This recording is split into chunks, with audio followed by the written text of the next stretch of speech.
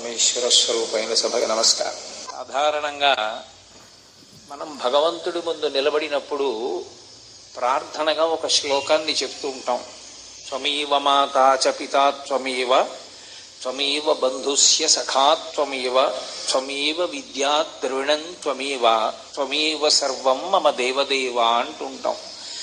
ఈశ్వర, మీరే నాకు తల్లి, మీరే నాకు తండ్రి, మీరే నా స్నేహితుడు, మీరే నా బంధువు, మీరే నాకున్నటువంటి ద్రవ్యం, 1000 మాటలేలా, మీరే నాకు సమస్తం అని ఈశ్వరుడిని ప్రార్థన చేస్తూ చెప్తాం. అది ఏ రూపం కానివ్వండి, ఈశ్వరుడి యొక్క రూపం ముందు నిలబడి ప్రార్థన చేసేటప్పుడు ఈ శ్లోకాన్ని అన్వయం చేస్తూ ఉంటాం. కానీ చమత్కారం ఏమిటంటే, భగవంతుని యొక్క స్వరూపాలకి కూడా తల్లి తండ్రి ఉంటూ ఉంటాయి. అలా ఉండే అవకాశం యథార్థానికి ఉండదు. ఎందుకుండదు అంటే, అది పరబ్రహ్మస్వరూపం కనుక. అందరికన్నా ముందున్నవాడు ఆయనే, ఎప్పటికీ ఉండేవాడు ఆయనే. ఆది మధ్యాంతరహితుడై ఉండేటటువంటి పరబ్రహ్మానికి ఒకనాడు పుట్టుక ఉండదు.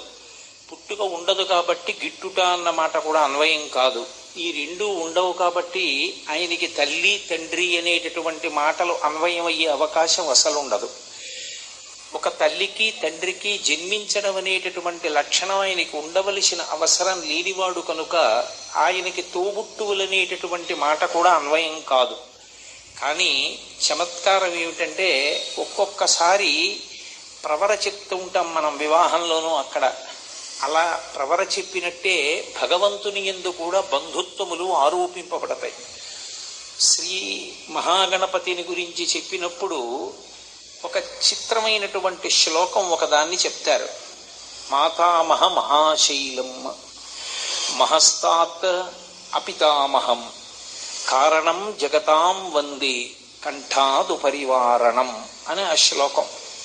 ఆ శ్లోకంలో ఆయన యొక్క ప్రవర చెప్తున్నారు. విఘ్నేశ్వరుడి ప్రవర చెప్తూ మాతామహ మహాశైలం అని మొదలుపెట్టారు.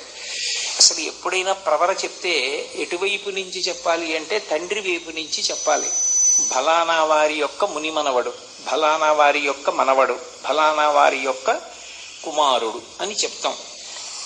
ఆయనకున్నటువంటి లౌకికమైన పేరు ఇది అని.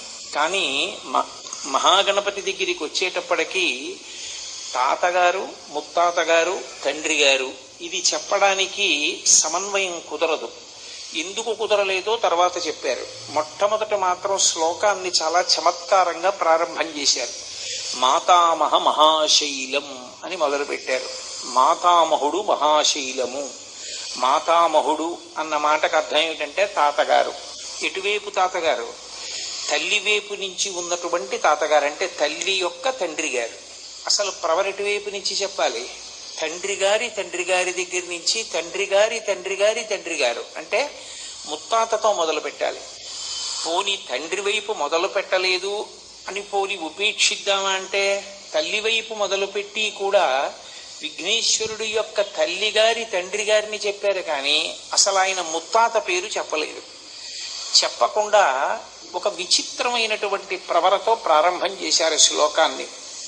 మాతామహ మహాశైలం, ఆయన తల్లి యొక్క తండ్రి ఒక మహాశైలము అన్నారు. మహాశైలము అంటే గొప్ప పర్వతము.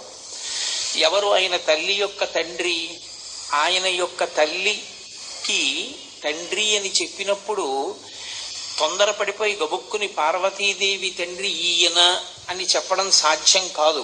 ఎందుకు సాధ్యం కాదు అంటే, అసలు ఆవిడ పూర్వజ, అందరికన్నా ముందు పుట్టినటువంటి తల్లి, అందరికన్నా ముందున్నది కాబట్టి ఆవిడికి తల్లి తండ్రి అన్న మాటలు అన్వయం కావు.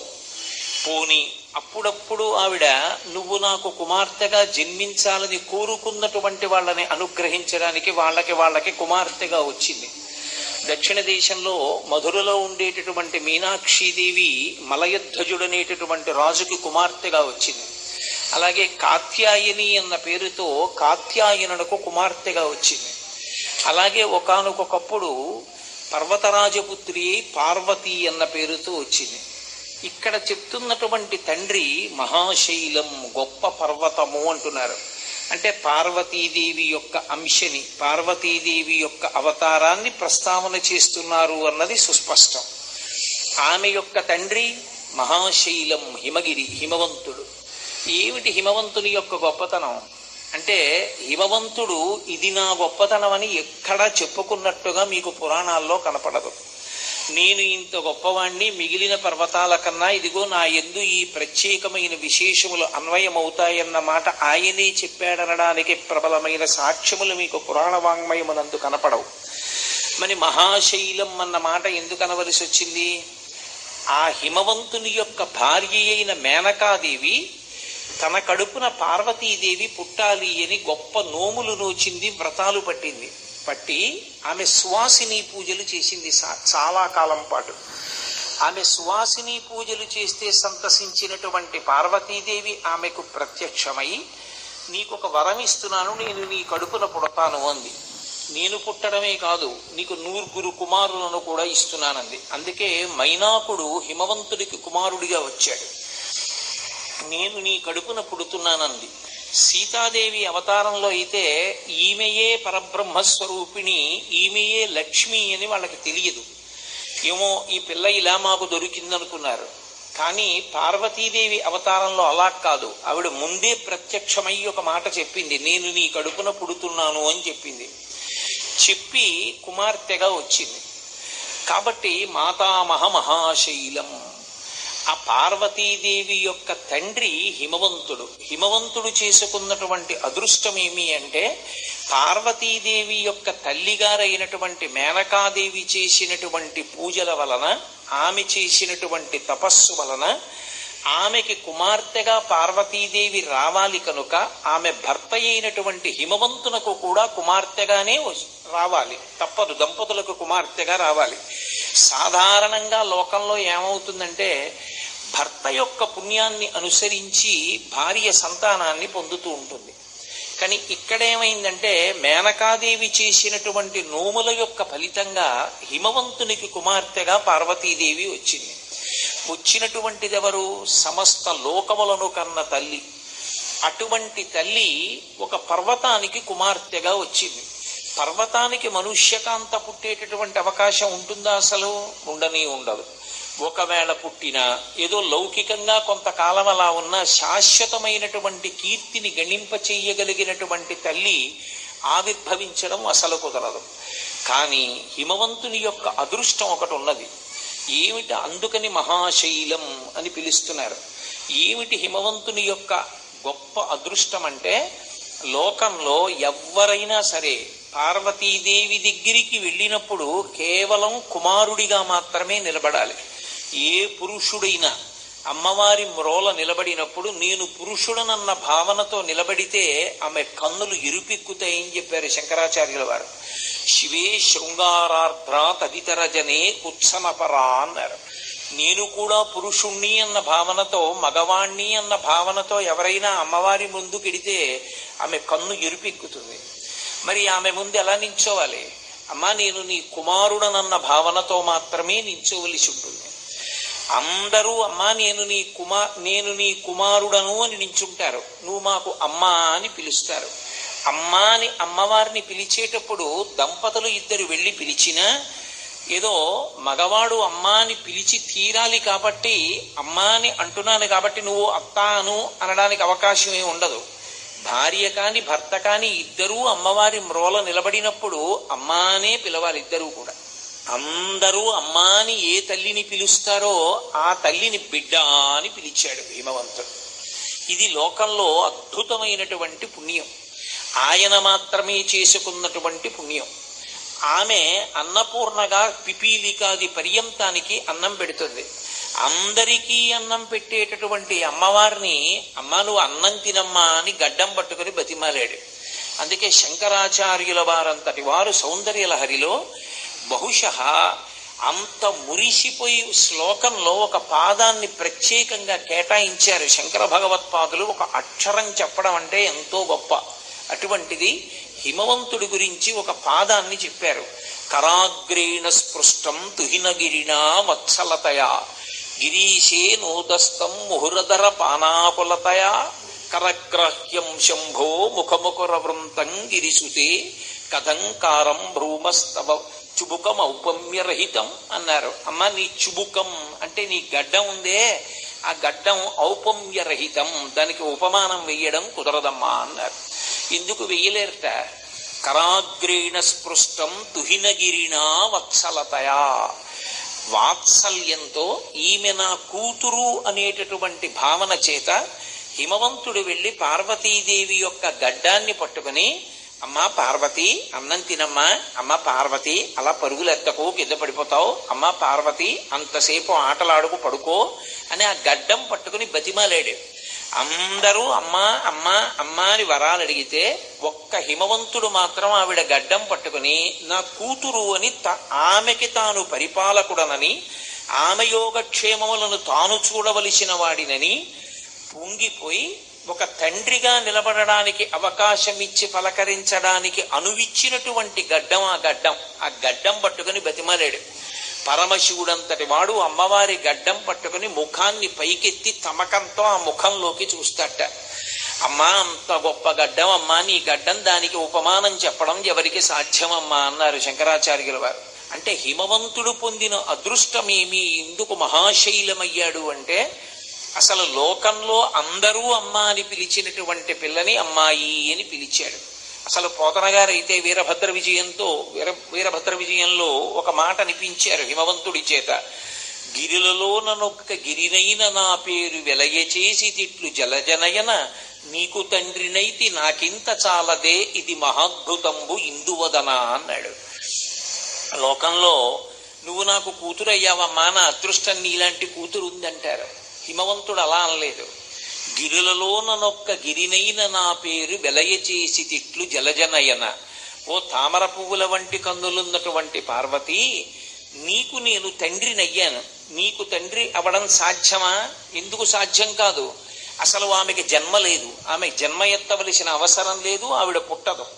పుట్టవలసిన అవసరం లేని తల్లి మేనకా హిమవంతుల యందు ఉన్నటువంటి గౌరవం చేత వాళ్ళకి కుమార్తెగా వచ్చింది. నువ్వు కుమార్తెగా వచ్చావు కాబట్టి నేను తండ్రినయ్యాను. లోకంలో కర్మవశం చేత బిడ్డలు జన్మిస్తారు, తాను తల్లో తండ్రో అవుతూ ఉంటారు. కానీ నీకు తండ్రినవడం నేను చేసుకున్న పుణ్యం కాదమ్మా, నువ్వు నన్ను అనుగ్రహించడం వల్ల నీకు నేను తండ్రినయ్యాను. ఇప్పుడు నువ్వు అనుగ్రహించడం వల్ల నా కీర్తి ఎంత శాశ్వతత్వాన్ని పొందుతుంది అంటే, హైమవతి అన్న పేరు శాస్త్రమునందు వాంగ్మయమునందు శాశ్వతమైనటువంటి స్థానాన్ని పొందుతోంది. పొంది హిమవంతుని యొక్క కుమార్తె అని పేరు వస్తోంది. కాబట్టి కేవలం నేను కొండని, ఇన్ని కోట్ల కొండలున్నాయి, ఇన్ని కొండలలో నా పేరే ఇంత కీర్తితో మిగిలిపోతోంది అంటే కేవలం నీకు తండ్రినవడం నా అదృష్టం అన్నాడు. నీకు తండ్రినైతి నాకింత చాలదే ఇది మహాద్భుతంబు ఇందువదన, ఇది మహాద్భుతం అమ్మా. నిజంగా నీకు నేను తండ్రినవడం ఏమిటమ్మా? నేను తండ్రినవలేదు, నువ్వు నాకు కూతురు అయ్యావు కాబట్టి తండ్రి అని పెంచుకుంటున్నాను. అది హిమవంతుని యొక్క హృదయం. కాబట్టి మహాశైలం పుట్టినది పార్వతీదేవే అన్న విషయం సుస్పష్టంగా తెలుసు హిమవంతుడికి. అందుకే పార్వతీదేవి పుట్టి చిన్న పిల్లగా పట్టుపావడా కట్టుకుని ఇంట్లో నడుస్తుంటే హిమవంతుడు మురిసిపోయాడు. ఇంత పెద్ద పర్వతం కూడా మంచుకొండ కరిగిపోయి ఆనందపడిపోయి బిడ్డ దగ్గరికి వెళ్ళి, నరదేవాసుర పూజితంఘ్రియుగళ నారాయణీ శాంకరి నిశాచర దర్పోన్నత సంహరీ సదమలా చండార్చిని యోగిని తరుణి ఆగమవందిత భగవతి తల్లి జగన్మోహిని అని పిలుస్తూ అమ్మవారి యొక్క వైభవాన్నంతటినీ కూడా స్తోత్రం చేశాడు. అమ్మ నీలాంటి పిల్ల నాకు లభించడం అంటే, నాకు కుమార్తెగా రావడం అంటే నా జన్మజన్మల సౌభాగ్యం అమ్మా అని చెప్పుకున్నాడు. కాబట్టి మాతామహ మహాశైలం, వినాయకుని యొక్క తాతగారు, ముత్తాతగారి ప్రసక్తి లేదు. అసలు హిమవంతుని యొక్క తండ్రి ఆ ప్రసక్తి తీసుకురాలేదు. ఎందుచేత అంటే హిమవంతుడు విష్ణువాంశ సంభూతుడై వచ్చాడు అని శాస్త్రవాక్కు. అందుకే ఇక హిమవంతుని యొక్క తండ్రిని చెప్పలేదు. పార్వతీదేవి కళ్యాణంలో ప్రవర చెప్పాలి కాబట్టి కేవలం ప్రవర కోసమని మాత్రం హిమవంతుని యొక్క తండ్రి గురించి చెప్పారు. ఏదో త్రికూటాచలం యొక్క కుమారుడు హిమవత్ పర్వతం అని, హిమవత్ పర్వతం యొక్క కుమారుడు మళ్ళీ వేరొకరు ఉన్నారని మైనాకుడని చెప్పుకొచ్చారు తప్ప అసలు యథార్థానికి శాస్త్రీయంగా హిమవంతునకు తండ్రి ఈయన అని చెప్పడానికి సాధ్యం లేదు. అందుకే వినాయకుడి యొక్క తల్లిగారి వైపు నుంచి చెప్దామంటే అసలు ముత్తాతగారు తెలియదు. తెలిసున్నది ఎవరంటే తాతగారు ఒకరే, మాతామహ మహాశైలం. ఆయన తల్లి వైపు నుంచి తండ్రిని చెప్పారు. అసలు ప్రవర తండ్రి వైపు నుంచి కదా చెప్పాలి, మరి తండ్రి వైపు నుంచి ఎందుకు చెప్పలేదు? ఇప్పుడు చెప్తున్నారు, మహస్తాత్ అపితామహం. వినాయకుడు జ్యోతిస్వరూపుడు, వినాయకుడి తండ్రి అయినటువంటి పరమశివుడు జ్యోతిస్వరూపుడు. జ్యోతి అనేటటువంటి మాటని మీరు జాగ్రత్తగా అర్థం చేసుకోవాలి. ఏ సహస్రనామం మీరు చదవండి, ప్రతి సహస్రనామంలో అది ఏ దేవతా స్వరూపం కానివ్వండి ఒక నామం ఉంటుంది, పరంజ్యోతి అని. పరంజ్యోతి నపుంసక నామం. అంటే అసలు భగవంతుడు పురుషుడా స్త్రీయా నపుంసకుడా అంటే స్త్రీ పురుష నపుంసకం ముట్టియును కాక కర్మ గుణభేద సదసత్ ప్రకాశికాక వెనుకనందుయుతానగు విభుతలంతు అంటారు పోతన గారు అష్టమ స్కంధంలో. అలా అసలు భగవంతుడికి ఆడదా మగాడా నపుంసకుడా కర్మ క్రియా రూపమా అంటే ఎవరు చెప్పగలరు? ఎవరు చెప్పలేరు. అది ఒక జ్యోతిస్వరూపం. ఆ జ్యోతి ఏం చేస్తుంది అంటే అజ్ఞాన దాహకత్వంతో ఉంటుంది. తనని నమ్ముకున్నటువంటి వాడి అజ్ఞానాన్ని తీసేసి ఆయనని తనలో కలుపుకునేటటువంటి లక్షణం కలిగినదయ్యుండేటటువంటి మహత్తరమైన జ్యోతి స్వరూపం ఏది ఉన్నదో అదే తండ్రి అయినటువంటి పరమశివుని యొక్క స్వరూపం. అదే నిజానికి విఘ్నేశ్వరుని యొక్క స్వరూపం కూడా. విఘ్నేశ్వరుడు కూడా జ్యోతిస్వరూపుడే. కాబట్టి అటువంటి విఘ్నేశ్వరుడికి మహస్తాత్ అపితామహం, పితామహం అంటే తాతగారు. పరమశివుడికి తండ్రి చెప్పడం కుదరదు. ఇంకా పార్వతీదేవికి లౌకికంగా తండ్రి హిమవంతుడని చెప్పవచ్చు, పరమశివుడికి తండ్రిని చెప్పమంటే సాధ్యం కాదు. తండ్రినే చెప్పలేనప్పుడు తాతగారిని అసలు చెప్పలేరు. కాబట్టి వినాయకుడి ముత్తాతని తాతని చెప్పడం అసలు సంభవం కాదు. మరి అంతవరకు బానే ఉందండి. మరి విఘ్నేశ్వరుడు తండ్రికి కొడుకుగా ఎలా వచ్చాడు పరబ్రహ్మమైతే? మరి ఆయనకి కూడా తండ్రి అన్న మాట అన్వయం కాదుగా. మరి అన్వయం కానప్పుడు విఘ్నేశ్వరుడు పరంబ్రహ్మమైతే జ్యేష్ఠరాజం బ్రహ్మణాం బ్రహ్మణస్పత ఆన శృణ్వన్నూతిభిస్సీద సాధనం అని చెప్తున్నాం కదా. ఆయన పరబ్రహ్మస్వరూపుడు. పరబ్రహ్మస్వరూపుడు అన్నవాడికి తండ్రి తల్లి అనేటటువంటి మాటలు ఉండవు. అనాది ఎప్పటి నుంచో ఉంటాడు. మరి ఎప్పటి నుంచో ఉంటే మనం చదువుకునేటటువంటి వినాయక వ్రత కథలో పార్వతీదేవి ఒంటికి రాసుకున్నటువంటి పసుపు నలుగు తీసి ముద్ద చేసిందని, ప్రాణప్రతిష్ఠ చేసిందని, పరమశివుడు వచ్చాడని, త్రిశూలంతో కంఠం తీసేశాడని, ఏనుగు తలకాయ పెట్టాడని, అందుకుని ఆయన ఏదో ఆ గజముఖంతో ఉన్నటువంటి వాడయ్యాడని ఇన్ని విశేషాలు ఉన్నాయి కదా. మరి ఆయన పరబ్రహ్మమైతే ఆయన జ్యోతిస్వరూపుడు కాబట్టి ఆయనకి తండ్రిని తాతని చెప్పడం కుదరదు అని తండ్రిని కూడా పరమశివుణ్ణి కూడా ఒక స్థాయిలో పక్కన పెట్టాలి అంటే ఎలా అన్వయం అంటే తాడేపల్లి రాఘవనారాయణ శాస్త్రి గారని మహానుభావుడు, ఆయన దీని గురించి ఒక అద్భుతమైన వ్యాఖ్య చేశారు. ఒకప్పుడు ఆయన ఇంట్లో తిరుగుతుంటే బాలాస్వరూపంలో అమ్మవారు తిరుగుతుండేది, ఆయనతో పాటే కూర్చునేది. ఆయన ఎంత ఉపాసన చేశారంటే ఆయన కూర్చుంటే ఒక కొయ్య కుర్చీలో చాలా మందికి ఆడరూపంలో కనపడేవారు. ఆయన రాఘవనారాయణ శాస్త్రి గారి దర్శనం చేసుకుందామని వచ్చినటువంటి కొంతమంది స్త్రీలు రాఘవనారాయణ శాస్త్రి గారిని పలకరించి శాస్త్రి గారు ఎక్కడున్నారని అడిగేవారు. ఆయన నేనే శాస్త్రిని అనేవారు. అంటే అయ్యో పరాచికం ఆడకండమ్మా, శాస్త్రి గారు ఎక్కడున్నారు అని అడిగేవారు. ఆయన కంఠం కూడా స్త్రీ కంఠంగా వినపడేది. ఆయన బుద్ధుందా లేదా నేనే శాస్త్రిని అని చెప్తే అని లేచి నిలబడేవారు. నిలబడితే అప్పుడు వాళ్ళకి గగుర్పాటు చెంది అవును ఈయనే శాస్త్రి గారు అని కనిపించేది. ఆయన స్త్రీ రూపంలో కనపడుతుండేవారు. ఆయన ఇంట ఎప్పుడూ బాలారూపంలో అమ్మవారు తిరుగుతూ ఉండేది. ఇప్పటికీ మీరు వెడితే చందోల్లో రాఘవనారాయణ శాస్త్రి గారు కూర్చున్న కుర్చీ, రాఘవనారాయణ శాస్త్రి గారు ఉపాసన చేసినటువంటి ప్రదేశం, వారి భార్య గారు పాయసం వండి గిన్నెలో తీసుకొచ్చి గది మధ్యలో పెడితే రాత్రి చిట్ట చివరి అతిథికి అన్నం పెట్టే వరకు అందులోంచి పాయసం వస్తూనే ఉండేది. లేవనుకోకండి అటువంటి పాత్రలు. ఈ మధ్యనే నేను అటువంటి పాత్ర ఒకటి చూశాను. పాయస పాత్ర కాదు కానీ ఒక అద్భుతమైనటువంటి పాత్ర ఒకటి చూడడం జరిగింది. సభాముఖంగా వాటి వివరాలు చెప్పడం సాధ్యమయ్యే విషయం కాదు కాబట్టి నేను చెప్పట్లేదంతే. కాబట్టి ఆ పాత్రలో పాయసం పెడితే రాత్రి ఆఖరి అతిథి వచ్చి తినే వరకు ఆ పాయసం సరిపోతుండేది. మహానుభావుడు అంతటి బాలా ఉపాసన చేసినటువంటి వారు ఆయన ఒకరోజు రాత్రి పడుకున్నారు. పడుకుంటే అమ్మవారు అక్కడే కూర్చుంది గుమ్మం మీద. ఆ గుమ్మం దగ్గర ఉన్న అరుగు లాంటి దాని మీద కూర్చుంది. ఆయన అటు తిరిగి పడుకుని మళ్ళీ ఇటు తిరిగారు. అమ్మవారు అలాగే చూస్తోంది. ఆయన ఎప్పుడైనా తొందరపడి తెల్లవారుజామున లేవకపోతే ఏ కారణం చేతనైనా అమ్మవారే లేపేది. శాస్త్రి తెల్లవారిపోతోంది, నిద్ర లేయని. ఆయన అమ్మవారి వంక చూసి చటుక్కుని నవ్వారు. నవ్వి ఇటు తిరిగి పడుకున్నారు. అమ్మవారికి కోపం వచ్చింది. పడుకునింటున్నవాడివి, కునుకొస్తున్నవాడివి కళ్ళు తెరిచి నన్ను చూసి ఎందుకు నవ్వావు? అదేదో వెటకారంగా ఉందా నవ్వు, ఎందుకు నవ్వావో చెప్పన్నారు అని అమ్మవారంటే రాఘవనారాయణ శాస్త్రి గారు అన్నారు, నీ చెప్తా, కానీ నీ చెప్పిన తర్వాత శాస్త్రి ఇలా చెప్పావని నువ్వేం అనుకోకూడదన్నారు. అంటే చెప్పు పర్వాలేదండి ఆవిడ. ఏం లేదమ్మా, నాకు ఎందుకు నవ్వు వచ్చిందంటే నువ్వు పెళ్లి చేసుకుని పిల్లల్ని కన్నావా, పిల్లల్ని కని పెళ్లి చేసుకున్నావా అని అడిగారు. శాస్త్రి అంత మాట అన్నావాయ్, ఎవరో తెలివి తక్కువ వాడు అన్నాడంటే పర్వాలేదు, నీ వంటి వాడి నోటి వెంట ఈ మాట రావచ్చా, ఎందుకన్నావు ఈ మాట అని అడిగింది. అమ్మ, మరి పార్వతీ కళ్యాణంలో గణపతి పూజ చేశారుగా మీరు, ఉన్నాడుగా విఘ్నేశ్వరుడు, అంటే పెళ్లికి ముందే నీకు కొడుకున్నాడా, లేకపోతే పెళ్లి తర్వాత కొడుకుని కన్నావా? నాకు ఈ విషయం గురించి జ్ఞాపకానికి వచ్చి నవ్వొచ్చిందమ్మా అన్నారు. అమ్మవారంది, నీ నోటి వెంట వచ్చిన ఈ మాట లోకంలో ప్రచారం అయిపోతుంది, చాలా ఇబ్బంది తీసుకొస్తుంది శాస్త్రి, వెంటనే ఇందులో ఉన్నటువంటి రహస్యం ఏమిటో కూడా నువ్వే చెప్పాలి. అంటే శాస్త్రి గారు, వ్యాసుణ్ణి పిలమ్మ, తేజోరూపుడై వస్తాడు చెప్తానన్నారు. వ్యాసుడు ఎందుకు, నేనున్నానుగా చెప్పంది ఆవిడ. ఆయనే వ్రాసుకున్నారు పుస్తకం. అంటే అప్పుడు రాఘవనారాయణ శాస్త్రి గారు ఒక మాట చెప్పారు.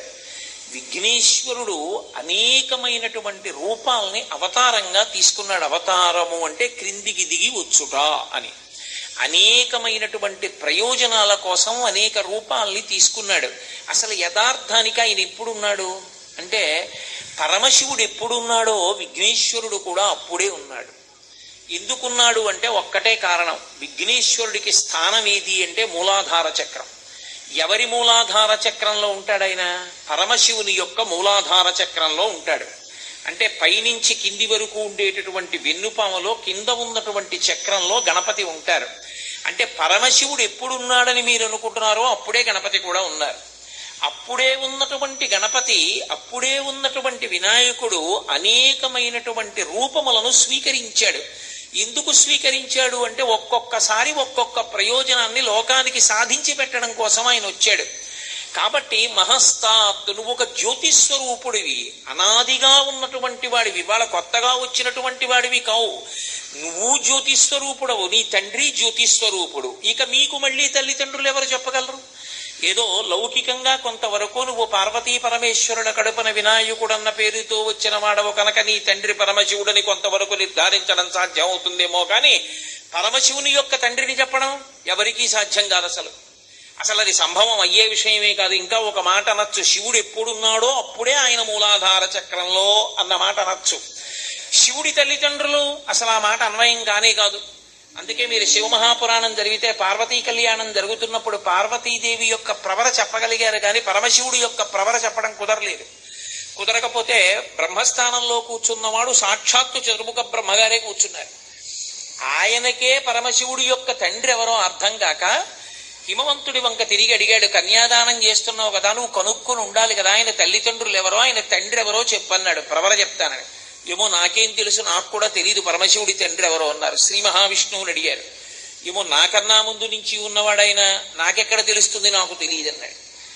మరి ఎవరికీ తెలియకపోతే ఎవరు చెప్తారు అంటే నారదుడి దగ్గరికి వెళ్ళారు. నారదుడు వీణ వాయించుకుంటూ కూర్చుని ఉన్నాడు. వెళ్ళి వీణ పట్టుకుని, ఏమయ్యా బుద్ధుందా లేదా, ప్రవర చెప్పక మేమందరం బాధపడుతుంటే వీణ వాయించుకుంటామేమిటన్నారు. మీ అమాయకత్వం తప్ప పరమశివుడికి తండ్రి తాత ముత్తాతనా? అలా ఉండే అవకాశం కుదురుతుందా? కుదరదు. ఆయన నాదస్వరూపుడు, అందరికన్నా ముందున్నవాడు ఆయనే.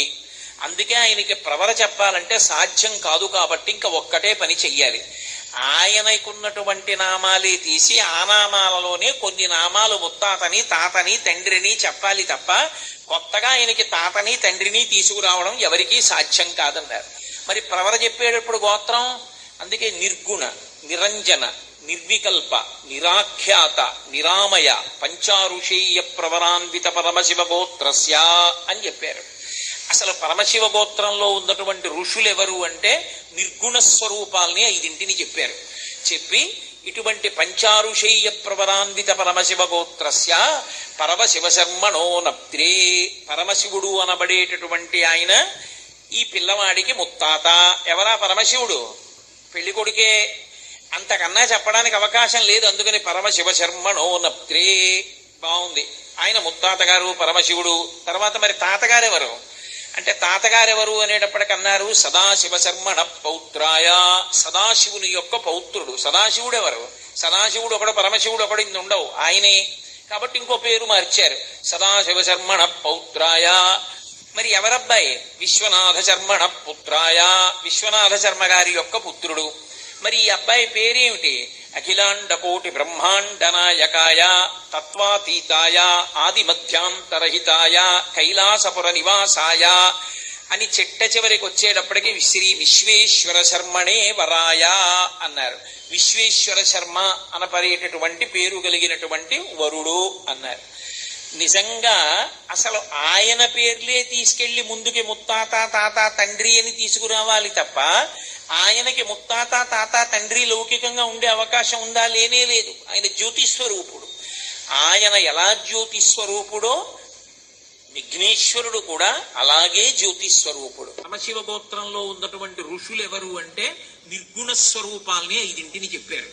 చెప్పి ఇటువంటి పంచారుషేయ ప్రవరాన్విత పరమశివ గోత్రస్య పరమశివ శర్మణో నప్త్రే, పరమశివుడు అనబడేటటువంటి ఆయన ఈ పిల్లవాడికి ముత్తాత. ఎవరా పరమశివుడు? పెళ్లి కొడుకే, అంతకన్నా చెప్పడానికి అవకాశం లేదు. అందుకని పరమశివ శర్మణో నప్త్రే. బాగుంది, ఆయన ముత్తాత గారు పరమశివుడు. తర్వాత మరి తాతగారెవరు అంటే తాతగారెవరు అనేటప్పటికన్నారు సదాశివ శర్మణ పౌత్రాయ, సదాశివుని యొక్క పౌత్రుడు. సదాశివుడు ఎవరు? సదాశివుడు ఒకడు, పరమశివుడు ఒకడు, ఇన్ని ఉండవు, ఆయనే. కాబట్టి ఇంకో పేరు మార్చారు, సదాశివ శర్మణ పౌత్రాయ. మరి ఎవరబ్బాయి? విశ్వనాథ శర్మణ పుత్రాయ, విశ్వనాథ శర్మ గారి యొక్క పుత్రుడు. మరి ఈ అబ్బాయి పేరేమిటి? అఖిలాండ కోటి బ్రహ్మాండ నాయకాయ, తత్వాతీతాయ, ఆది మధ్యాంతరహితాయ, కైలాసపుర నివాసాయ అని చిట్ట చివరికి వచ్చేటప్పటికి శ్రీ విశ్వేశ్వర శర్మణే వరాయ అన్నారు. విశ్వేశ్వర శర్మ అనపరేటటువంటి పేరు కలిగినటువంటి వరుడు అన్నారు. నిజంగా అసలు ఆయన పేర్లే తీసుకెళ్లి ముందుకి ముత్తాత, తాత, తండ్రి అని తీసుకురావాలి తప్ప ఆయనకి ముత్తాత, తాత, తండ్రి లౌకికంగా ఉండే అవకాశం ఉందా? లేనే లేదు. ఆయన జ్యోతిస్వరూపుడు. ఆయన ఎలా జ్యోతిస్వరూపుడో విఘ్నేశ్వరుడు కూడా అలాగే జ్యోతిస్వరూపుడు. కాబట్టి ఇప్పుడు ఆయన ప్రవర చెప్పేటప్పుడు అందుకే మహస్తాత్ అపితామహం, తాత లేడు అన్నారు. తాత లేడు, తండ్రి ఉన్నాడు. తాత లేని తండ్రి ఎక్కడి నుంచి వస్తాడు అంటే అసలు తాత మాట చెప్పడానికి అవకాశం లేనివాడు తండ్రిగా ఉన్నాడు. అంటే ఆయన ఎటువంటి జ్యోతిస్వరూపుడు, ఆదిమధ్యాంతరహితుడో గణపతి కూడా అటువంటి ఆదిమధ్యాంతరహితుడు అని దాని అర్థం. కాబట్టి అటువంటి వాడు కనుక అపితామహం, ఆయన యొక్క తాత తండ్రి వైపు నుంచి చెప్పడం సంభవం అయ్యేటటువంటిది కాదు. కానీ ఒక్క మాట చెప్పారు, మహస్తాత్ అపితామహం కారణం జగతాం వందే. ఆయన ఈ జగత్తులకన్నిటికీ కూడా కారణమై ఉన్నాడు. అంటే అసలు ఈ జగత్ అనేటటువంటిది ఎక్కడి నుంచి వచ్చిందో దానికంతటికీ కారణముగా ఉన్నటువంటి వస్తువు ఒకటి ఉన్నది. ఆ వస్తువు లేకపోతే ఇవన్నీ రావు. ఆ వస్తువు నుండి ఇవన్నీ వచ్చాయి. అలా చెప్పబడేటటువంటి పరబ్రహ్మస్వరూపమైన జ్యోతిస్వరూపమైనటువంటిది ప్రారంభంలో ఏది ఉన్నదో అదే గణపతి యొక్క స్వరూపము. అందుకే ముత్తుస్వామి దీక్షితుల వారని సంగీత వాగ్గేయకార త్రయంలో మహానుభావుడు. ఆయన గణపతి మీద చేసినటువంటి కీర్తన లోకంలో హరికథలు చేయనివ్వండి, గాత్ర కచేరీ చేయనివ్వండి, లేకపోతే వైణికులు కానివ్వండి, ఎవరు కానివ్వండి, ఆయన ఎన్నో కీర్తనలు చేశారు మహాగణపతి మీద. ఎన్నో కీర్తనలు చేసిన ఆయన చేసినటువంటి ఒక కీర్తనని మాత్రం ప్రార్థనా కీర్తనగా స్వీకరిస్తూ ఉంటారు. వాతాపి గణపతిం భజే అన్న కీర్తనని. వాతాపి అనేటటువంటిది పల్లవులు పరిపాలించినప్పుడు దక్షిణ దేశంలో వాళ్ళ యొక్క రాజధాని. ఆ వాతాపి అన్న క్షేత్రంలో విఘ్నేశ్వరుడు వెలిశాడు. ఆ విఘ్నేశ్వర స్వరూపం మహోత్కృష్టమైనటువంటి స్థితిలో ఉంటుంది. ఆ గణపతి స్వరూపాన్ని యథాతథంగా ఎలా ఉంటుందో అలా తయారు చేయించి పరంజ్యోతి అని పేరు కలిగినటువంటి ఒక రాజు దక్షిణ దేశంలో ద్రవిడ దేశంలో తమిళనాడు తీసుకెళ్లి తిరువారూరు అనబడేటటువంటి క్షేత్రంలో ప్రతిష్ఠ చేశాడు. త్యాగరాజస్వామి వారు అక్కడే అనేక కీర్తనలు చేశారు. సంగీతత్రయం అంతా అక్కడే వచ్చింది. అక్కడ పుట్టినటువంటి వాళ్ళకి జన్మరాహిత్యం. అంత గొప్ప క్షేత్రం. సంస్కృతంలో దాన్ని కమలాలయము అని పిలుస్తారు. జననా కమలాలయే అని. అక్కడ పుట్టిన వాళ్ళకి మళ్ళీ జన్మ లేదు అని. అక్కడికి తీసుకెళ్లి ఈ వాతాపిలో ఉండేటటువంటి విఘ్నేశ్వర స్వరూపాన్ని ప్రతిష్ఠ చేశాడు పరంజ్యోతి అన్న రాజు. ఆ గణపతికి వాతాపి నుంచి వచ్చినటువంటి గణపతి స్వరూపం గనక వాతాపి గణపతి అని పేరు. ముత్తుస్వామి దీక్షితర్ వారు తిరువారూరు వెళ్ళినప్పుడు ఆ గణపతిని చూసి ప్రార్థన చేశారు, వాతాపి గణపతిం భజే అని. ఇప్పుడు నేను సంగీత సభలో మాట్లాడటం లేదు కాబట్టి దాని యొక్క లోతులు స్పృశించను, కానీ అసలు వాతాపి గణపతిం భజే అనబడేటటువంటి ఒకే ఒక్క కీర్తనలో విఘ్నేశ్వర సంబంధమైనటువంటి బీజాక్షరములు మంత్రరహస్యముల దగ్గర నుండి ఆయన తత్వానికి సంబంధించినటువంటి ఎన్నో విశేషాల్ని ముత్తుస్వామి దీక్షితర్ వారు అందులో నిక్షేపించి పాడారు. ఇవాళ దురదృష్టకరమైన విశేషం ఏమిటంటే ఆ కీర్తనలో ఉండేటటువంటి సాహిత్యం కూడా చాలా చోట్ల తప్పులే పాడుతూ ఉంటారు. అసలు వాతాపి గణపతిం భజేహం అని ఉంది దాని మూలంలో. వాతాపి గణపతిం భజే అని విడిచిపెట్టలేదు. వాతాపి గణపతిం భజేహం వరప్రదం అని. భూతాధి సంసేవిత చరణం భూత భౌతికా ప్రపంచ భరణం వీతరాగిణం వినత యోగినం విశ్వకారణం విఘ్నవారణం వాతాపి గణపతిం భజేహం అని చేశారు ముత్తుస్వామి దీక్షితర్ వారు. అహం అంటే నేను, భజే భజించుచున్నాను ఎవరిని, వాతాపి గణపతిం వాతాపి నుండి తేబడి ఇక్కడ ప్రతిష్ఠ చేయబడినటువంటి తిరువారూరులో ఉన్నటువంటి విఘ్నేశ్వరుణ్ణి భజిస్తున్నాను. ఆయన ఏం చేస్తాడు అంటే ఆయన యొక్క వైభవాన్ని మహామంత్ర శాస్త్రవేత్తలైన వాళ్ళు ఎలా చెప్తారో సంగీత విద్వాంసుల్లో అంత పటుత్వం కలిగి చెప్పారు మహానుభావులు. అందుకే ఆయన అన్నారు, భజేహం ఆయన వరప్రదం, ఆయన వరములనిచ్చేటటువంటి వాడు, వరసిద్ధి వినాయక అని పిలుస్తూ ఉంటాం మనం. అందుకే మీరు చూడండి ఎక్కడా లేదు, ఇక్కడ ఒక్క గోకులంలో మాత్రం చాలా అద్భుతమైనటువంటి మూర్తిని వీళ్ళు ప్రతిష్ఠ చేశారు. సిద్ధి బుద్ధి సమేత విఘ్నేశ్వరుడు అని. కొన్ని చోట్ల సిద్ధి బుద్ధికి బదులుగా బుద్ధి వృద్ధి సమేత విఘ్నేశ్వరుడు అని కూడా కొన్ని చోట్ల వ్రాయబడి ఉంది. బుద్ధి అన్న మాటకు అర్థం ఏమిటంటే నిర్ణయాత్మకమైనటువంటి శక్తి, నిర్ణయం చెయ్యగలిగినటువంటి అంతర్లీనమైనటువంటి శక్తిని బుద్ధి అని పిలుస్తారు. ఈ బుద్ధి కేవలము మనుష్యుని యందు మాత్రమే ఉంటుంది. ఈ బుద్ధి ఇతర ప్రాణుల యందు ఉండదు. అందుకే దానికి బుద్ధి లేదా అది అలా చేస్తుందంటారు.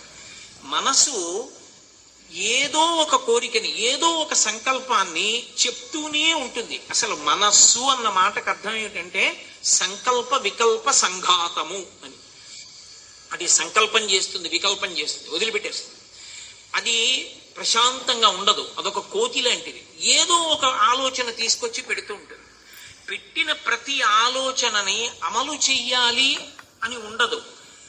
ఏ ఆలోచన అమలు చెయ్యాలి అన్నది నిర్ణయం ఎవరు చేస్తారు అంటే బుద్ధి చేస్తుంది.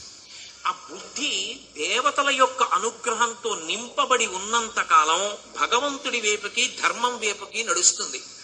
ఆ బుద్ధి దేవతల యొక్క అనుగ్రహంతో నింపబడనప్పుడు అది ఇంద్రియ లౌల్యం వైపుకి ప్రవహించి అధప్పతనమైపోయి కొన్ని కోట్ల జన్మలు మళ్ళీ తిరియక్కుగా వెన్నుపాం అడ్డంగా ఉండేటటువంటి ప్రాణిగా పుట్టవలసినటువంటి అగత్యాన్ని పొందేస్తాడు. అందుకే ఆ బుద్ధిని బలం చేయమని అడుగుతాం. మీరు ఎంత పూజ చేశారన్న దానితో సంబంధం ఉండదు. మీరు ఏం చేసినా చిట్ట చివరి మాత్రం ఒకటే అడుగుతారు. ఏమిటి అడుగుతారు అంటే మీరు ఎవరిని పూజ చెయ్యండి, ఆ రూపాన్ని పిలుస్తారు.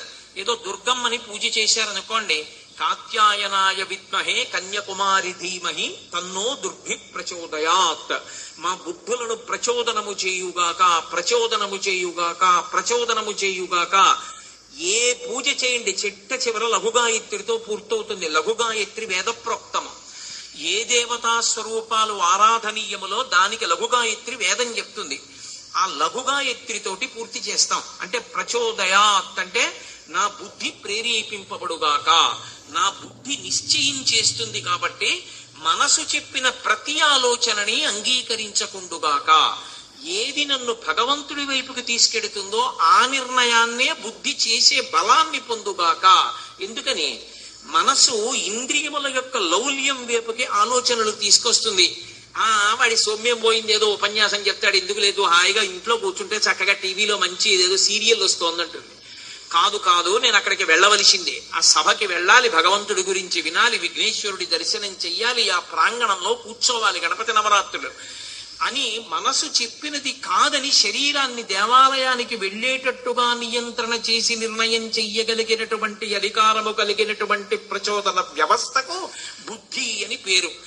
ఆ బుద్ధి విఘ్నేశ్వరానుగ్రహం ఉన్నవాడికి మాత్రమే విఘ్న రూపంగా, అంటే భగవంతుని పొందడం అనేటటువంటి సిద్ధికి విఘ్నం వస్తున్నప్పుడు ఆ విఘ్నాన్ని తొలగించి భగవంతుడి వైపుకి నడిపించగలిగినటువంటి వాడు విఘ్న నాయకుడైనటువంటి వినాయకుడు. ఆయన యొక్క శక్తి స్వరూపంగా బుద్ధి సిద్ధి చెప్పబడతారు.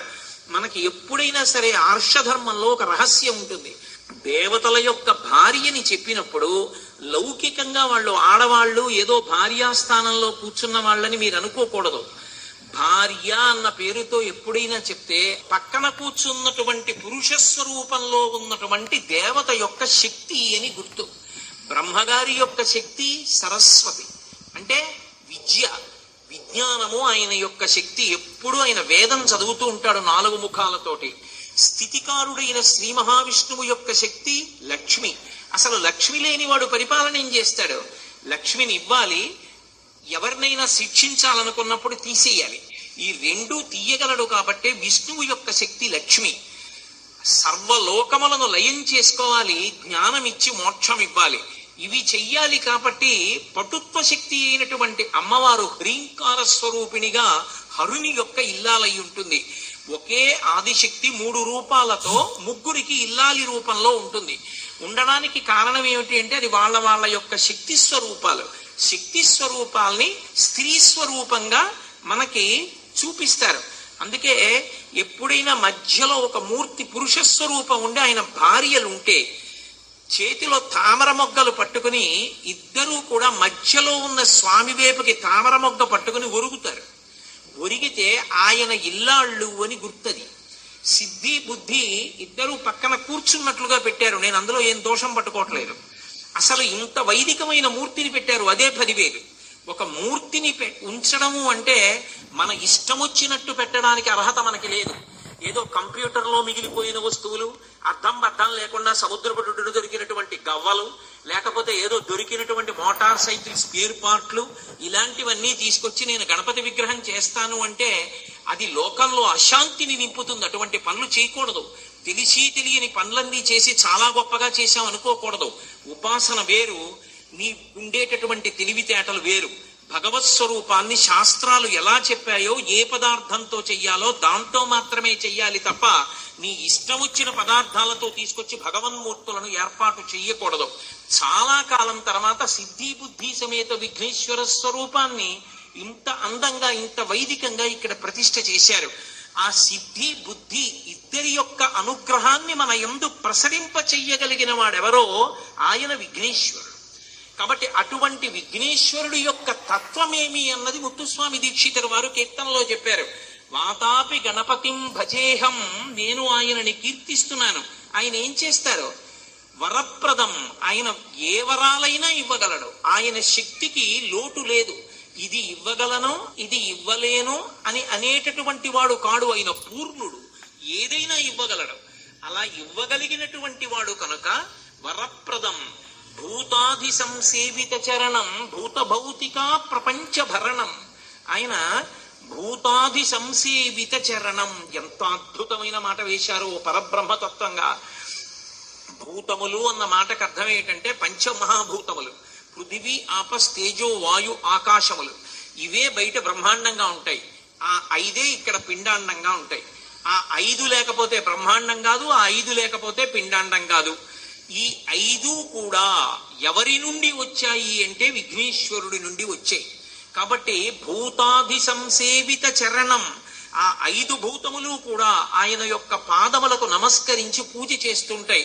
భూతభౌతికా ప్రపంచభరణం, ఆయన ఈ 5 భూతములనే కలిపాడు. ఎక్కడెక్కడ ఎంతంత కలపాలో అంతంత కలిపి ఈ బ్రహ్మాండము నుండి పిండాండములనన్నిటినీ ఏర్పాటు చేశాడు.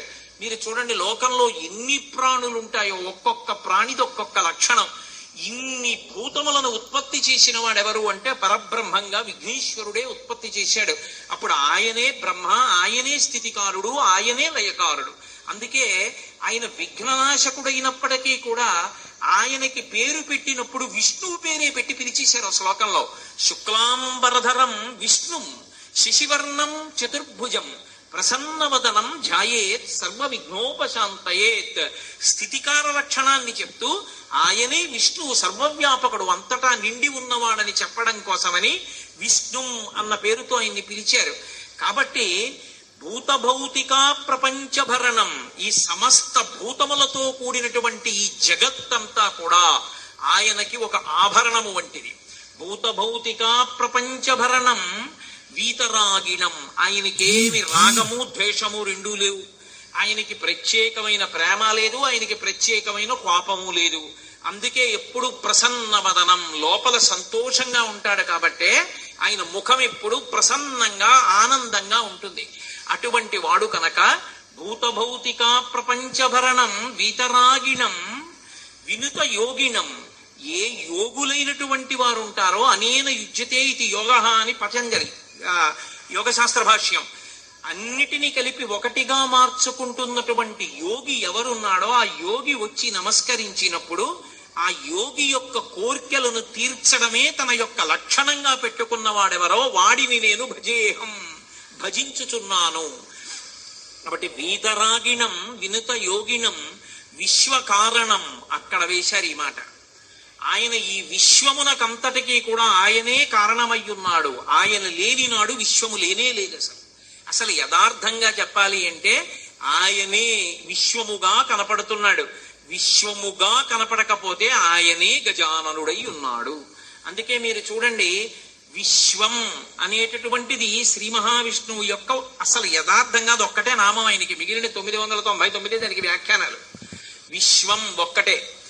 విశ్వముగా కనపడుతున్నదేదో అది విశ్వ కారణం. కానీ విశ్వకారణం కనపడకుండా విశ్వం కనపడుతుంటుంది. గాజులు కనబడుతున్నాయి, ఉంగరాలు కనబడుతున్నాయి, కేయూరాలు కనబడుతున్నాయి, మెడలో వేసుకున్న హారాలు కనబడుతున్నాయి, చెవులకు పెట్టుకున్నటువంటి కర్ణాభరణములు కనపడుతున్నాయి, పాదములకు పెట్టుకున్న మంజీరములు కనపడుతున్నాయి. బంగారం కనపడటం లేదంటే బంగారం లేకుండా ఆభరణాలు ఉండవు. ఆభరణాలు లేకపోయినా బంగారం మాత్రం ముద్ద చేసుకుని ఇంట్లో పెట్టుకోవచ్చు.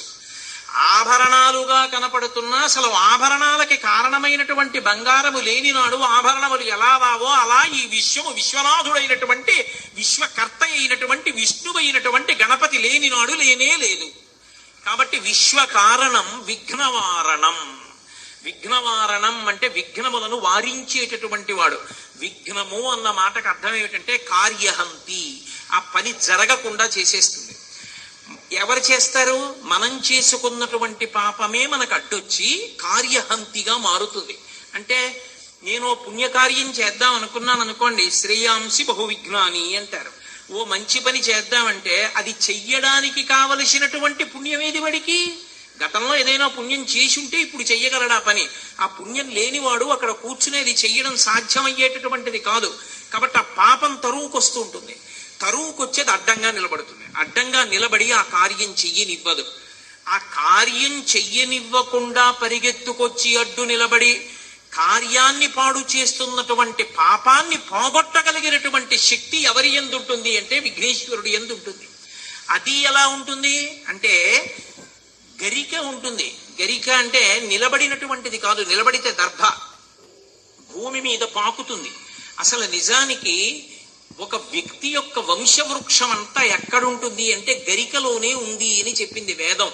గరికని ఎందుకంత పూజిస్తారు అంటే, గరిక చూడండి ఇలా కొంచెం ముందుకెడుతుంది, దాని మొదలు వేళ్లు దింపుకుంటుంది, ఇంకొంచెం ముందుకెడుతుంది, మళ్ళీ వేళ్లు దింపుకుంటుంది, మళ్ళీ ముందుకెడుతుంది, మళ్ళీ వేళ్లు దింపుకుంటుంది. మా తాతగారికి మా నాన్నగారు, మా నాన్నగారికి నేను, నాకు నా కొడుకు, నా కొడుక్కి మనవడు, నా మనవడు, నా మనవడికి నా ముని మనవడు, ఇలా వంశం వెళ్ళినట్టు ఒక్కొక్కడు మళ్ళీ తండ్రి స్థానంలోకి ఎడుతుండాలి, తాత స్థానంలోకి ఎడుతుండాలి, ముత్తాత స్థానంలోకి ఎడుతుండాలి. ఆ వేళ్లు దింపుకుంటుంది. అందుకే ఇప్పటికీ పెద్దలు ఒక మాట చెప్తారు, పిల్లలు క్షేమంగా ఉండాలి అంటే ఓసారి తప్పకుండా ఇంట్లో గరిక ముట్టుకోమని చెప్తారు. నేల మీద పాకుతూ వేళ్లు ప్రతి కొమ్మకి ఉంచుకునేటటువంటి గరిక ఏది ఉందో అది పరమ పవిత్రం. నేనేదో ఉత్తినే చెప్తున్నానని మీరు అనుకోకండి, కావాలంటే మీరు వేద వ్యాఖ్యానాలు చదవండి. బిడ్డలు లేనటువంటి వాళ్ళు ఆ గరికని కొన్ని ప్రత్యేకమైనటువంటి శ్లోకాలతో నీటిలో కలిపి తలమించి స్నానం చేస్తారు.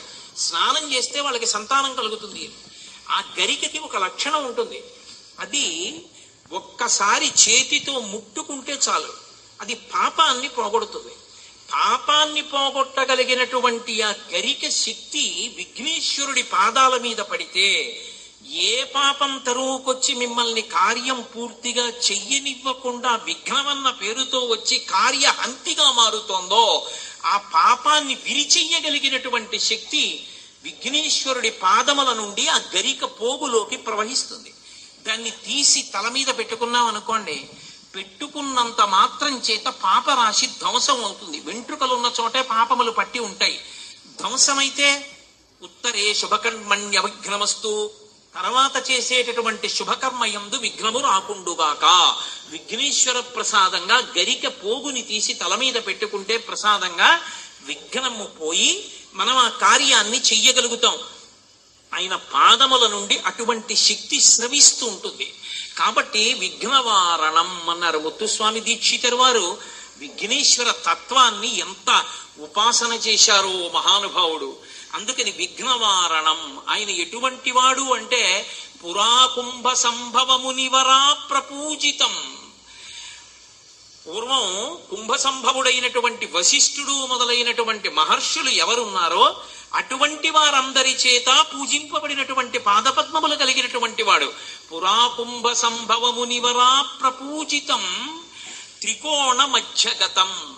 త్రికోణ మధ్యగతం అంటే మూలాధార చక్రం. మూలాధార చక్రం యొక్క మధ్యలో ఉండేటటువంటి లక్షణం ఉన్నటువంటి వాడు. మురారి ప్రముఖాద్యుపాసితం. మురారి అంటే శ్రీ మహావిష్ణువు. శ్రీ మహావిష్ణువు వంటి పెద్దల చేత కూడా ఉపాసన చేయబడేటటువంటి స్వరూపమున్నటువంటి వాడు. మూలాధార క్షేత్రాస్థితం. మూలాధార చక్రం అనేటటువంటి క్షేత్రమునందు వసించి ఉంటాడు విఘ్నేశ్వరుడు. అందుకని తిరువారూరు క్షేత్రంలో ఉన్నటువంటి వాతాపి గణపతి దగ్గరికి వెళ్లి ముత్తుస్వామి దీక్షితరు వారు కూడా కీర్తన చేస్తూ విశ్వకారణం అని కీర్తన చేశారు. అంటే అసలు ఈ విశ్వమునకంతటికీ కూడా కారణమైనటువంటి వారు అదిగో ఆ విఘ్నేశ్వరుడు ఒక్కడే. దీన్ని నిరూపణం చెయ్యడం కోసమని ఈ శ్లోకం ప్రవర రూపంలో చెప్పేటప్పుడు విఘ్నేశ్వర వైభవాన్ని ఆవిష్కరించడానికి మాతామహ మహాశీలం సమంతాత్ అపితామహం, ఆయన సాక్షాత్ మహస్తాత్ అపితామహం. ఆయన తండ్రి వైపు నుంచి చెప్పినప్పుడు తాత లేనివాడు, కారణం జగతాం వందే. అటువంటి విఘ్నేశ్వరుడికి నేను నమస్కరించుచున్నాను. విఘ్నేశ్వరునిలో ఉండేటటువంటి లక్షణం ఏమిటి అంటే ఆయన చాలా త్వరగా వశుడైపోతాడు. ఆయనంత తొందరగా అనుగ్రహించేటటువంటి లక్షణం ఉన్నవాడు లోకంలో ఎవ్వరూ ఉండడు. ఎంత తొందరగా అనుగ్రహిస్తాడు అంటే మీరు ఎప్పుడైనా ఎక్కడైనా ఒక దేవతా స్వరూపానికి ఒక కొబ్బరికాయ కొట్టి నైవేద్యం పెట్టాలంటే దానికి కొన్ని నియమ నిబంధనలు ఉంటాయి. అలా నియమ నిబంధనలతోటే కొబ్బరికాయ నైవేద్యం పెడతారు, ఆ కొబ్బరికాయ కొట్టి నైవేద్యం పెట్టాలంటే. కానీ విఘ్నేశ్వరుడి విషయంలో చమత్కారం ఏమిటంటే అది 2 చెక్కలు అవ్వకూడదు. తీసుకొచ్చి ఎదురుగుండా నిలబడి నేలకి ఢామ్ అని కొబ్బరికాయ కొట్టి ముక్కలైపోయి పిల్లలు వచ్చి ఏరుకు తీసుకెళ్లిపోతే అది గణపతి పరమ సంతోషంగా నైవేద్యంగా స్వీకరిస్తాడు. అసలు సమంత్రక నైవేద్యం అక్కర్లేదు ఆయనకి. ఒకానొకప్పుడు నడిచే దేవుడిని పేర్గాంచినటువంటి కంచికామకోటి పీఠాధిపత్యం వహించినటువంటి మహాస్వామి వారు చాతుర్మాస్యంలో ఉండి విఘ్నేశ్వరుడి గుడికి ఎడుతున్నారు. గుడికెడుతుంటే ఎవరో తీసుకొచ్చి గుడి ముందు కొబ్బరికాయ కొట్టారు. ఎక్కడో ఆడుకుంటున్న పిల్లలందరూ పరిగెత్తుకుంటూ వచ్చేసి ఆ కొబ్బరి ముక్కలు ఏరుకుంటున్నారు.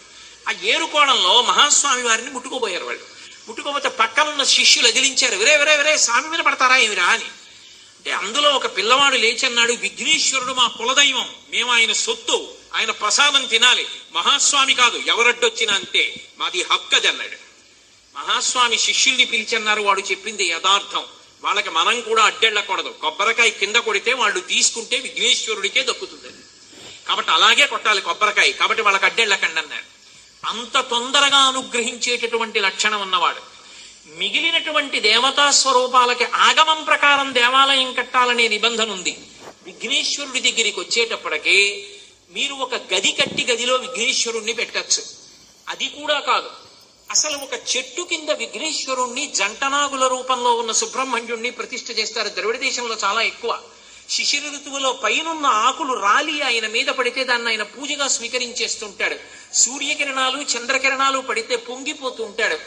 అంతలా కూర్చునేటటువంటి లక్షణం ఉన్నవాడు, అంత తేలికగా అనుగ్రహించేటటువంటి వాడు మహానుభావుడైనటువంటి విఘ్నేశ్వరుడు ఒక్కడే. ఏమీ తెలియని తనమని చెప్పినప్పుడు ఇద్దరిని చెప్తారు. ఒకటి ఆడవాళ్ళు, రెండు పిల్లలు. ఇంటి పట్టున ఉండి ఎన్నో కార్యాలు చేస్తారు కాబట్టి వాళ్ళకంత పెద్ద పరిజ్ఞానం ఉండవచ్చు, ఉండకపోవచ్చు, అమాయకత్వం కింద చెప్తారు. ఆడవారిని చిన్న పిల్లల్ని వీళ్ళిద్దరినీ అనుగ్రహించడంలో సిద్ధహస్తుడెవరు అంటే విఘ్నేశ్వరుడే. అందుకే ఇప్పటికీ ద్రవిడ దేశంలో అవ్వయార్ కథలని చెప్పుకుంటూ ఉంటారు. అవ్వయార్ని అనుగ్రహించినటువంటి స్వరూపం విఘ్నేశ్వరుడే. ఆవిడ విఘ్నేశ్వరుడికి పూజ చేసుకుంటుంటే చేరరాజు సుందరమూర్తి వచ్చారు. మా దగ్గర దివ్యమైన అశ్వాలు ఉన్నాయి, మేము ఆ గుర్రాలు ఎక్కి కైలాసానికి ఎడుతున్నాం, నువ్వు రా అవ్వా అని నెక్కించి పెడతా ఉన్నారు. నాకు కైలాసానికి వెళ్ళకపోయినా పర్వాలేదురా అబ్బాయి, నేను ఇక్కడ కూర్చుని విఘ్నేశ్వరుడు పూజ చేసుకుంటాను. వాళ్ళకి చిరాకు వచ్చి అన్నారు, అయితే మేము ఉండం, మేము వెళ్ళిపోతున్నాం, నీ కర్మ ఎప్పుడొస్తావో రా అని వెళ్ళిపోయారు. వాళ్ళు వెళ్ళిపోయిన తర్వాత ఆవిడ బయటికి వచ్చి చూసింది పూజ పూర్తి చేసి. ఇద్దరు వెళ్ళిపోయారమ్మా, లేరన్నారు. ఆవిడ మళ్ళీ విఘ్నేశ్వరుడి దగ్గరికి వెళ్ళి అడిగింది, వాళ్ళిద్దరూ నన్ను వదిలిపెట్టి వెళ్ళిపోయారు, మనస్ఫూర్తిగా నీకు పూజ చెయ్యాలని నేను కూర్చుండిపోయాను, నేను ఎలా వెళ్ళాలి కైలాసానికి అని అడిగింది. ఆవిడ పూజ చేస్తున్న మూర్తిలోంచి తొండం బయటికి వచ్చి ఆ అవ్వయార్ని ఇలా పట్టుకుని ఒక్కసారి తొండంతో ఇలా అన్నాడు. వెళ్ళి కైలాసంలో శివుడు ముందు కూర్చుంది. వెనక చేరరాజు సుందరమూర్తి వెళ్ళారు. వాళ్ళు తెల్లబోయారు అవ్వయార్ని చూసి. అవ్వయార్ని అంత అనుగ్రహించింది విఘ్నేశ్వర స్వరూపం. సరే, అసలు పిల్లలు అత్యంత ఇష్టపడేటటువంటి దేవతా స్వరూపాలు రెండే. ఒకటి విఘ్నేశ్వర స్వరూపం, ఒకటి హనుమ యొక్క స్వరూపం. ఈ రెండు స్వరూపాల్ని కూడా విశేషంగా ఇష్టపడతారు అందరూ కూడా. అంత గొప్ప లక్షణం ఉన్నటువంటి వాడు. అటువంటి అనుగ్రహించగలిగినటువంటి శక్తి కలిగిన విఘ్నేశ్వరుడు ఎవడున్నారో ఆయనకి నేను నమస్కరించుచున్నాను. మిగిలినటువంటి దేవతలకి ఆరాధన చేస్తే అబ్బో చాలా పెద్ద పెద్ద కల్పాలు ఉంటాయి, మన ఇష్టం వచ్చినట్టు మనం పూజలు చేస్తామంటే కుదరదు. కానీ విఘ్నేశ్వరుడి విషయంలో అత్యంత తేలికైనటువంటి పూజ. ఆయన దగ్గరికి వెళ్ళి వేళ్ళు ఇలా మడిచి చివర ఈ మధ్యలో ఉండేటటువంటి వాటితోటి ఇలా 3 సార్లు కొట్టుకుంటే ఆయన మురిసిపోతాడు. ఎందుకని అలా కొట్టుకోవడం అంటే మురిసిపోతాడంటారేమో. ఒకానొకప్పుడు అగస్త్య మహర్షి కొట్టుకున్నాడు ఆయన దగ్గర. అలా ద్రవిడ దేశానికి నీళ్లు లేవు, నీళ్లు లేకుండా ఎండిపోయి దాహార్తితో కేకలేస్తుండేది. మంత్రజలాల్ని కమండలంలో పెట్టుకుని అగస్త్య మహర్షి కూర్చున్నారు పర్వత శిఖరం మీద. కూర్చుని ఉంటే చూశాడు వినాయకుడు. వాళ్ళు పిళ్ళయార్ పిళ్ళయార్ అని పెద్ద కొడుకు గారు అని వాడవాడలా విఘ్నేశ్వరుడు గుడి కట్టి పూజిస్తారు. అయ్యో పాపం, వీళ్ళకి నీళ్లు లేవు, వీళ్ళని అనుగ్రహించాలి, అగస్త్యుని యొక్క మంత్రపూరితమైన కలశ ఒలికిపోతే నదిగా మారుతుందని వెంటనే వాళ్ళని రక్షించడం కోసమని చెప్పి ఓ చిన్న పిల్లాడి రూపంలో వెళ్ళి ఇలా కిందకి తోసేశాడు. కిందకి తోసేయగానే కమండలంలో ఉన్న నీళ్లు కావేరీ నది అయి ప్రవహించేవి. అగస్త్యుడి యొక్క కమండలంలో ఉన్న నీళ్లు ఆ కావేరీ నది ప్రవహించాయి. ప్రవహిస్తే ఎవడరా పిల్లాడు నా కమండలంలో ఉన్న నీళ్లు పడగొట్టేశాడని చెప్పి అగస్త్యుల వారు కొంచెం పొట్టిగా ఉంటారు. ఈ చిన్న పిల్లాడి వెంట పరిగెత్తారు. పరిగెత్తి ఆయన విఘ్నేశ్వర రూపాన్ని పొంది నించుండిపోయాడు. నించుండిపోతే అగస్త్యుడు చూసి, అయ్య బాబోయ్, మహానుభావుడు విఘ్నేశ్వరుడా, కావేరీని అనుగ్రహించడానికి నా మంత్రకమండలాన్ని పడగొట్టాడా అని క్షమార్పణ చెప్పడానికి వెంటనే ఇలా కొట్టుకున్నాడు 3 మాటలు.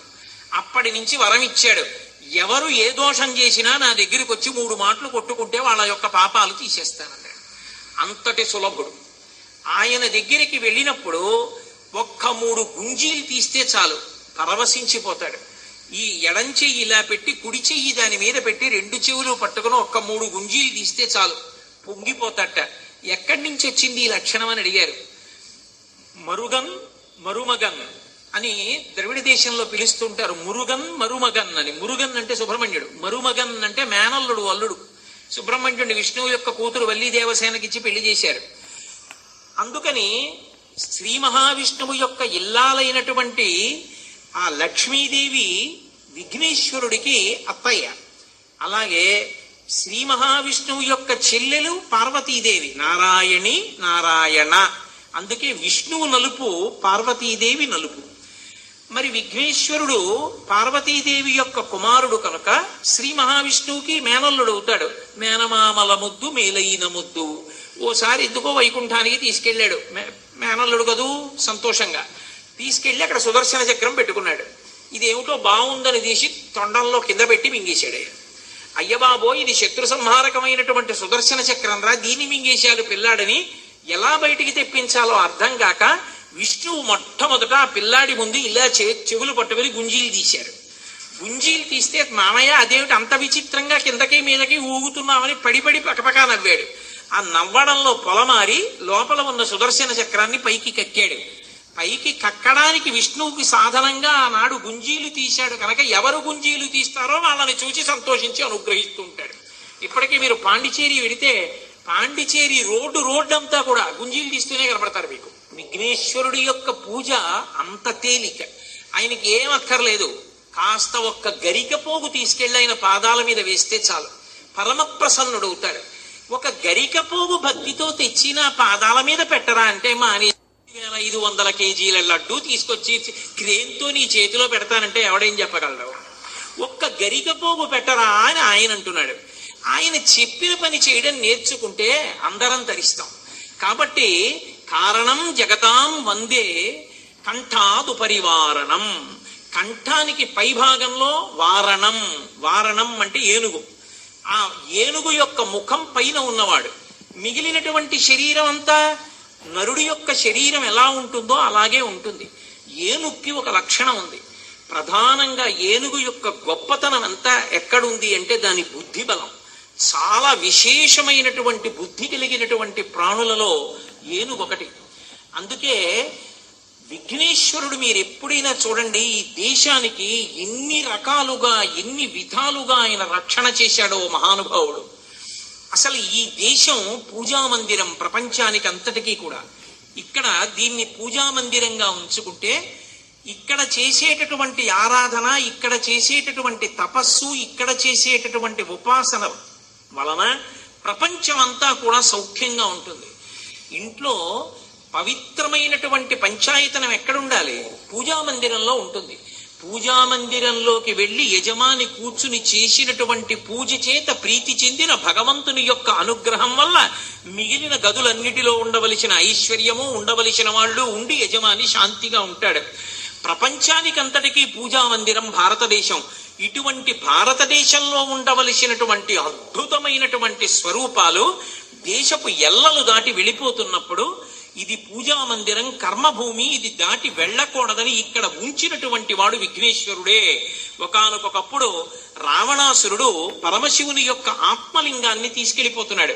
తీసుకెళ్లిపోతుంటే గోకర్ణం దాకా వచ్చేసరికి సంధ్యావందనం చేసుకునే వేళ అయింది. దీన్ని పట్టుకునే పిల్లవాడు ఎవరైనా దొరికితే బాగుండు అనుకుంటే ఓ చిన్న పిల్లవాడి రూపంలో వచ్చి 3 మార్లు పిలుస్తాను, నాకు బరువు అనిపిస్తే రాకపోతే కింద పెట్టేస్తానన్నాడు.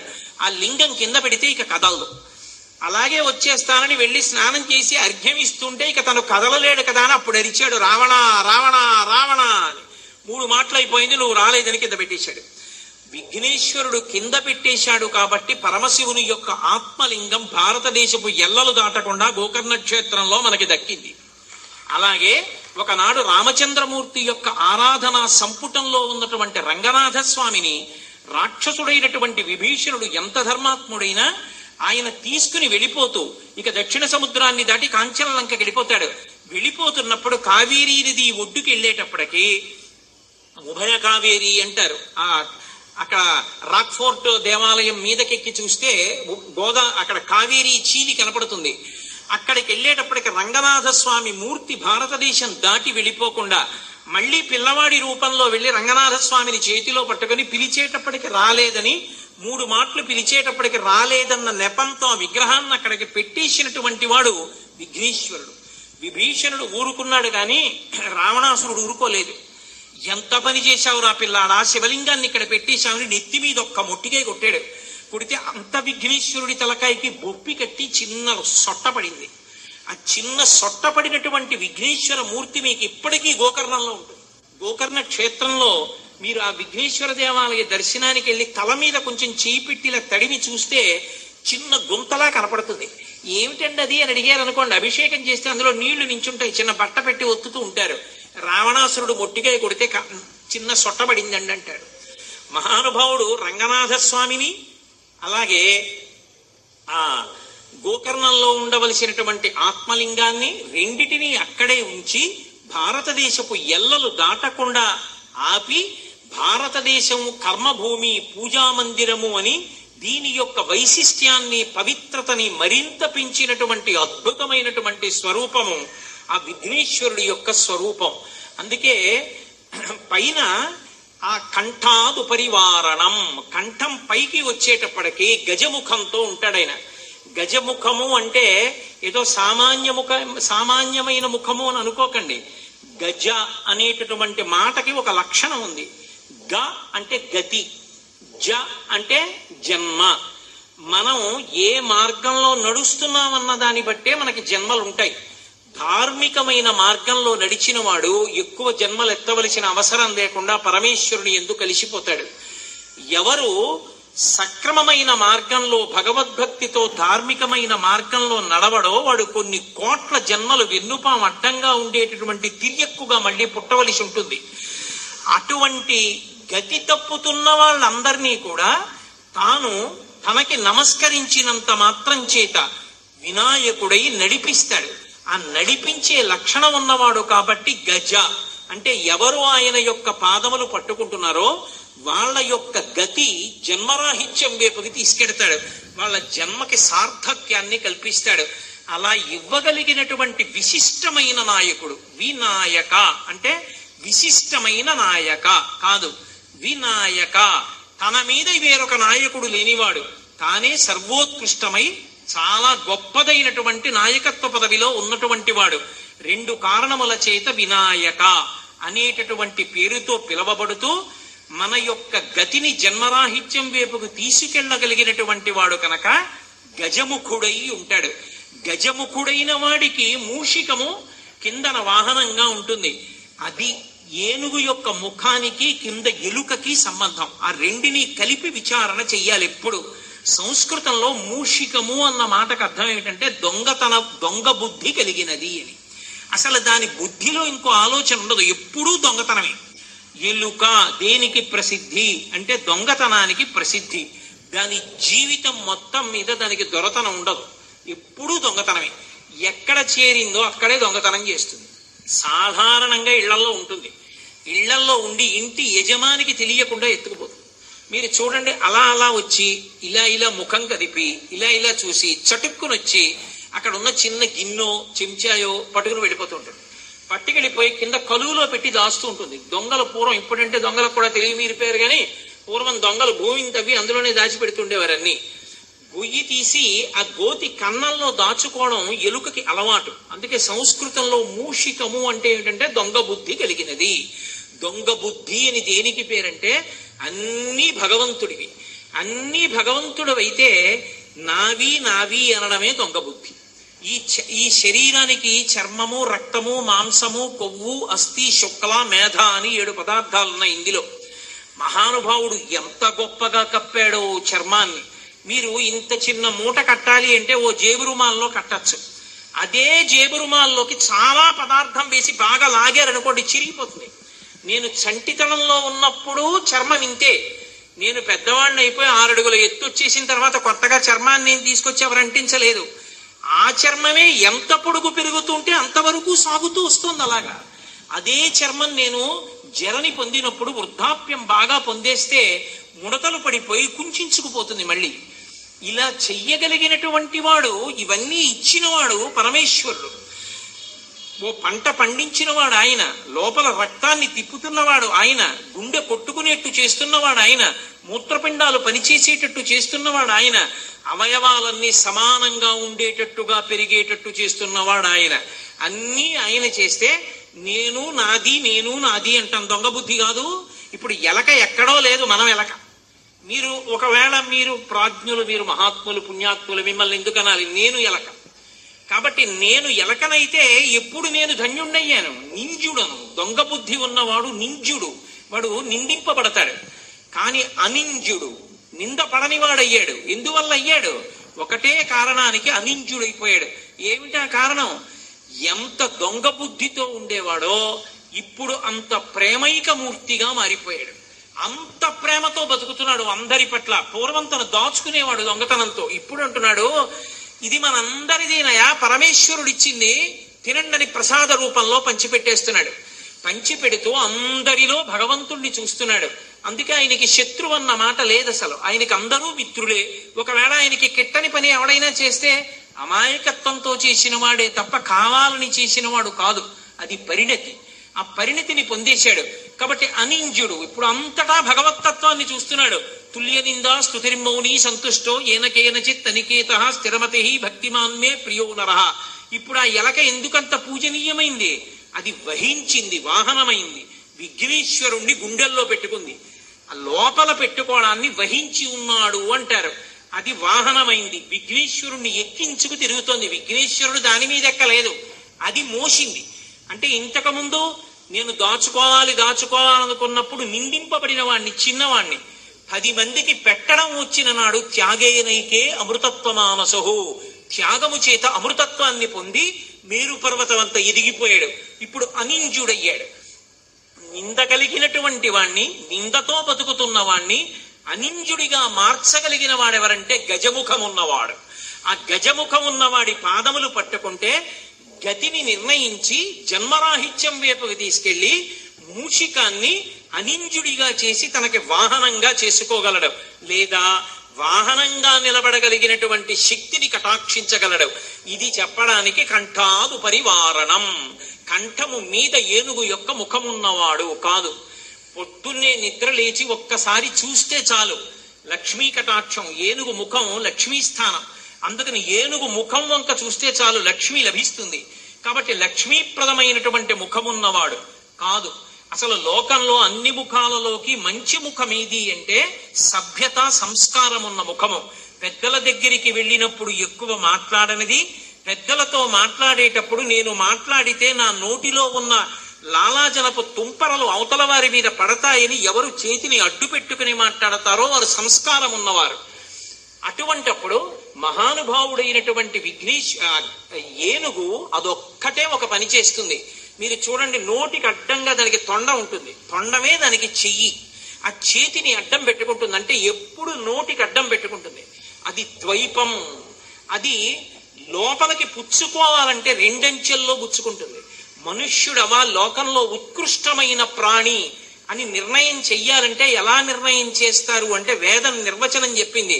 2 అంచెల మీద తినే ప్రాణులు ఏమున్నాయో అవన్నీ ఉత్కృష్ట ప్రాణులని గుర్తు. ఏనుగు, కోతి, మనుష్యుడు ఇవి ఒక్క ఉదుటిన తినవు. కుక్కుందనుకోండి పరిగెత్తుకెళ్లి నోటితో కరుచుకు తింటుంది. కోతి ఉందనుకోండి చేత్తో తీసి నోట్లో పెట్టుకుంటుంది, 2 అంచెల్లో తింటుంది. ఏనుగు ఉందనుకోండి తొండంతో పుచ్చుకుని నోట్లో పెట్టుకుంటుంది. మనుష్యుడు చేత్తో పుచ్చుకుని నోట్లో పెట్టుకుంటాడు, ద్వైపం అంటారు.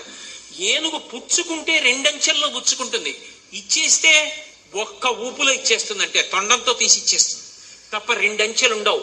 పుచ్చుకుంటే ఆలోచన, ఇచ్చే ముందు ఆలోచన ఉన్నది, ఇచ్చేస్తుంది. అందుకని గజముఖము ఉత్కృష్టమైనటువంటి ముఖము కాదు.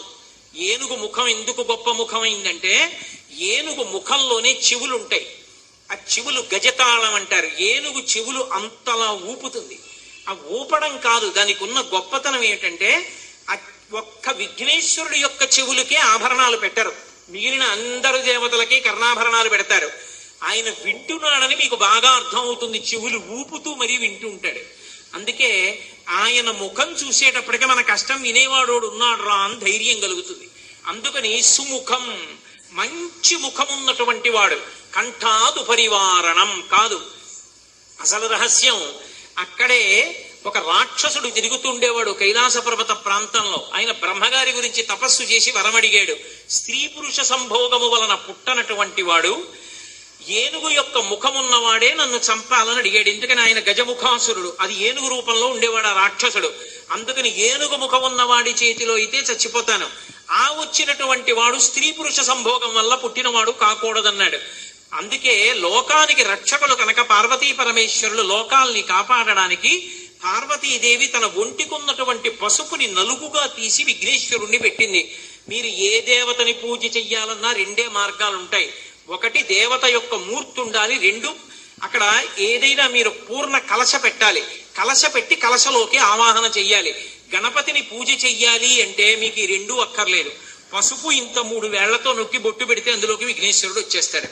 పార్వతీదేవి తన ఒంటి పసుపుతో మొట్టమొదట ముద్ద చేసి నరగణపతిని సృష్టించింది. నరముఖంతోనే ఉండేవాడు. ఇప్పటికే చిదంబరం 3వ వీధిలో ఉంటాడు.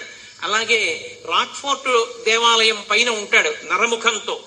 కానీ పరమశివుడు లోకాల్ని రక్షించడం కోసమని స్త్రీ పురుష సమాగమం లేకుండా పుట్టినవాడు కనుక ఇతనికే ఏనుగు ముఖం కూడా ఉంటే గజముఖాసురుణ్ణి సంహరిస్తాడని ఆ ముఖాన్ని తీసేశాడు. ఎందుకని అంటే మహానుభావుడు లోకములకన్నిటికీ రక్షకుడు కనుక అంతటి గొప్ప పని చెయ్యగలిగిన వాడు శివుడు ఒక్కడే.